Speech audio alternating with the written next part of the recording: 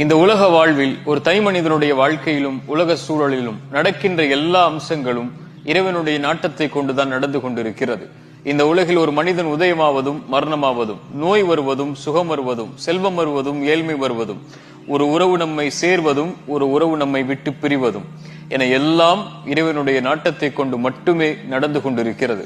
அல்லாஹுடைய தூதர் சொல்லுவார்கள், மனிதர்கள் எல்லோரும் உங்களுக்கு ஒரு நலவை செய்ய நாடினாலும் இறைவன் விதித்ததை தவிர எதையும் செய்துவிட முடியாது. மனிதர்கள் எல்லோரும் உங்களுக்கு ஒரு தீங்கை செய்ய நாடினாலும் இறைவன் விதித்ததை தவிர எதையும் செய்துவிட முடியாது. அல்லாஹ் சொல்கிறான், ஒரு மரத்தில் இருந்து இலை கீழே விழ முடியாது இறைவனுடைய நாட்டம் இல்லாமல், கல்வி இல்லாமல். ஒரு வசனத்தை உங்களுடைய வாழ்க்கையில் எந்த நிகழ்வு நடந்தாலும் மனதில் பதிய வைத்துக் கொள்ளுங்கள்.